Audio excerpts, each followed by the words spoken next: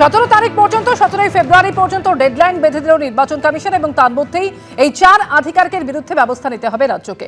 বিজেপির বক্তব্য, এই নিয়ে পরবর্তীতে কি পদক্ষেপ নেয় রাজ্য সেদিকে অবশ্যই নজর থাকবে। কি বলছে সিপিএম নেতা সুজন চক্রবর্তীর প্রতিক্রিয়া রাখবো আপনাদের সামনে। কি দুর্ভাগ্য আমাদের দেশে, বুঝতে পারছেন? নির্বাচন কমিশনের মতন একটা নাকি সর্বশক্তিমান সংস্থা ঠুটে যখন দাঁত নেই, নখ নেই, কোনো কিছু নেই, শুধু বিজেপির দালালি করা পরিষ্কার হয়ে গেল। প্রথমত জানতে চাইলো, তারপর অ্যাকশন নিতে বললো, তারপর সাসপেন্ড করতে বললো, এফআইআর করতে বললো। 3 মাস চলে গেল, রাজ্যের মুখ্য সচিব বদল হয়ে গেল, মুখ্যমন্ত্রী বদলের সময় এসে গেছে। এগুলো সব কায়দাবাজি। আরেকবার ডেডলাইন দিয়েছে, আবার ডেডলাইন দেবে, আবার ডেডলাইন দেবে, তারপর দেখা যাবে দুজনকে সাসপেন্ড করবে। ওতে কাজের কাজ কিছু হচ্ছে না, অল বোগাস। নির্বাচন কমিশন যে অপদার্থ আরো একবার স্পষ্ট হচ্ছে। সরাসরি কথা বলবো এই মুহূর্তে রুমা পাল আমাদের সঙ্গে রয়েছেন। রুমা, এর আগেই আমরা জানি এফআইআর দায়েরের নির্দেশ দিয়েছিল নির্বাচন কমিশন, কিন্তু সেই এফআইআর দায়ের এখনো পর্যন্ত হয়নি, যার পরিপ্রেক্ষিতে ডেকে পাঠানো হয় মুখ্য সচিবকে। আর এবার একেবারে সময় বেঁধে ডেডলাইন বেঁধে দিল নির্বাচন কমিশন। ঠিক কি নির্দেশ দেওয়া হয়েছে? দেখো, জানিয়ে রাখি, কালকে কিন্তু মুখ্য সচিবকে তলব করা হয়েছিল নির্বাচন কমিশনে, এবং যা জানা যাচ্ছে যে এই 2 জন ইআরও এবং 2 জন এইআরওর বিরুদ্ধে কিন্তু এফআইআর করতে হবে, অর্থাৎ ব্যবস্থা নিতে হবে, এবং সেই ব্যবস্থা নিতে হবে 17 ফেব্রুয়ারির মধ্যে। কারণ 17 ফেব্রুয়ারি কিন্তু ডেডলাইন বেঁধে দেওয়া হয়েছে, রিপোর্ট পাঠাতে হবে নির্বাচন কমিশনে।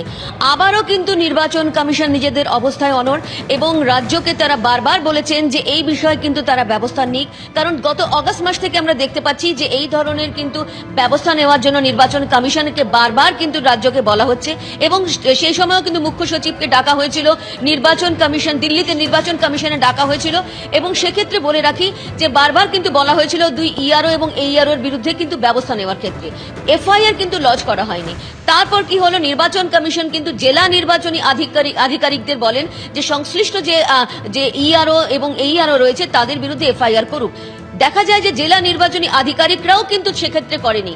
নির্বাচন কমিশন কিন্তু পরপর রাজ্যকে বলার পর, এবং অবশ্যই ডিএম অর্থাৎ ডিওরা জেলে রয়েছেন তাদেরকেও বলেছিল, তারপরও কিন্তু এফআইআর লঞ্চ করা হয়নি। এরপর কিন্তু সরাসরি আবারও মুখ্য সচিবকে তলব করা হলো নির্বাচন কমিশনে, দিল্লিতে নির্বাচন কমিশনে, সেখানে সশরীরে তিনি উপস্থিত থাকলেন, এবং তারপর যা জানা যাচ্ছে যে এই 2 ইআরও এবং এইআরওর বিরুদ্ধে কিন্তু ব্যবস্থা গ্রহণ করতেই হবে। আমার সঙ্গে থাকো মুখ্য সচিব নন্দিনী চক্রবর্তী, তাকে ডেকে পাঠানো হয়, এবং গতকালই মুখ্য নির্বাচন কমিশনার জ্ঞানেশ কুমারের সঙ্গে প্রায় 1 ঘন্টা তিনি বৈঠক করেছেন, এবং সেই বৈঠকের পর এমনই নির্দেশ নির্বাচন কমিশনের। 4 অফিসার এবং 1 ডেটা এন্ট্রি অফিসারের বিরুদ্ধে এফআইআর এর নির্দেশ অমান্য, বসিরহাট 2 এর বিডিওকে সাসপেন্ডের নির্দেশ অমান্য করার অভিযোগ, 3 ইলেকটোরাল রোল অবজারভারকে বদলির নির্দেশ খারিজের নির্দেশও অমান্যের অভিযোগ। আর এই সমস্ত অভিযোগেই নন্দিনী চক্রবর্তীকে তলব করা হয় দিল্লিতে। আর এবারে একেবারে ডেডলাইন বেঁধে দিল নির্বাচন কমিশন। আগামী 17 তারিখ অর্থাৎ 17 ফেব্রুয়ারির মধ্যে এ নিয়ে কমিশনকে রিপোর্টও দিতে হবে। বিস্তারিত জানাচ্ছিলেন আমাদের প্রতিনিধি রুমা পাল। রুমা, দেখো, জানিয়ে রাখি যে এই বিষয়টা কিন্তু গত অগস্ট মাস থেকেই আসছে। 5ই অগস্ট যখন নির্বাচন কমিশন থেকে বলা হয়েছিল, তারপর দেখা যায় যে সম্ভবত 13ই অগস্টে কিন্তু তদানীন্তন যে মুখ্য সচিব ছিলেন তিনি কিন্তু দিল্লিতে গিয়েছিলেন, এবং দিল্লিতে তলব করা হয়েছিল যে কেন নির্বাচন কমিশনের যে ডেডলাইন বেঁধে দেওয়া হয়েছে এবং যে নির্দেশ দেওয়া হয়েছে সেটা কিন্তু রাজ্য সরকার অমান্য করেছে। সেক্ষেত্রে মুখ্য সচিব গিয়েছিলেন, পরবর্তীতে আবার রাজ্য সরকার আবার চিঠি পত্র আদান প্রদান হয়। সেক্ষেত্রে বলা হয় যে তাদের বিরুদ্ধে অবশ্যই সাসপেনশনের বিষয়টা দেখা হচ্ছে, তবে এফআইআর এর বিষয়টা কিন্তু রাজ্য সরকার সবসময় নমনীয় ছিল, এবং তাদের বক্তব্য ছিল, যা কমিশন সূত্রে খবর, যে অবশ্য এই ধরনের ঘটনা কিন্তু এমন ইচ্ছাকৃত করা হয়নি, এবং কোনো কারণে তারা সেটা করেছেন সেটা কিন্তু নির্বাচন কমিশন মনে করছে যে এটা ইচ্ছাকৃতভাবে, এবং অবশ্যই এটা ভুয়ো ভোটার কিন্তু এনলিস্টেড করার জন্য কিন্তু করা হয়েছিল যখন এসআইআর প্রক্রিয়া শুরু হয়েছে, এবং সেটা এআই এর মাধ্যমে দেখার পরই কিন্তু নির্বাচন কমিশন তারা কিন্তু সিদ্ধান্ত নেয় যে এই 4 যে ইআরও এবং এইআরও রয়েছেন তাদের বিরুদ্ধে ব্যবস্থা ব্যবস্থা গ্রহণ করতে হবে এবং এফআইআর করতে হবে। অর্থাৎ নির্বাচন কমিশনের যে নির্দেশ সেটা কিন্তু অমান্য করেছে রাজ্য, এমনটাই কিন্তু কমিশন জানাচ্ছে। তবে তারপর ধাপে ধাপে কিন্তু আমরা দেখতে পাই এখন কিন্তু প্রায় শুনানি আজকে শেষ হচ্ছে, আর মাত্র 7টা দিন স্ক্রুটিনি বাকি আছে, তারপরও কিন্তু এই দুই ইআরও এবং এইআরওর বিরুদ্ধে কিন্তু ব্যবস্থা নেয়নি। দেখো, প্রথমে একটু মনে করিয়ে দিই যে এটা কিন্তু একটা প্রথম লিস্ট ছিল, তারপরে কিন্তু আরো অনেক লিস্ট নির্বাচন কমিশন এসেছিল যাদের বিরুদ্ধে কিন্তু ব্যবস্থা গ্রহণের করতে হবে বলা হয়েছিল, কিন্তু সেটা কিন্তু করা হয়নি। প্রথম লিস্ট সেই গত অগস্ট মাস থেকেই ঘুরছে এবং সেই পরেও কিন্তু দেখা যাচ্ছে যে মুখ্য সচিবকে তলব করা হচ্ছে এবং বারবার বলা হচ্ছে যে রাজ্যের তরফ থেকে ব্যবস্থা নিতে। অর্থাৎ প্রশ্ন উঠছে, তাহলে কি নির্বাচন কমিশন শুধুমাত্র নির্দেশ দিয়েই কি তারা থাকছেন, কোনোভাবে ব্যবস্থা গ্রহণ করছেন না? অন্যদিকে রাজ্যের তরফ থেকেও কিন্তু তাদের চিঠি আদান প্রদান হচ্ছে যে তারা এই ধরনের যে নির্বাচন কমিশন নির্দেশ দিয়েছে তারা সেই ব্যবস্থা নিচ্ছে। তবে নির্বাচন কমিশন নির্দেশ দিয়েছে এফআইআর করার ক্ষেত্রে, সেটা কিন্তু রাজ্য নেয়নি।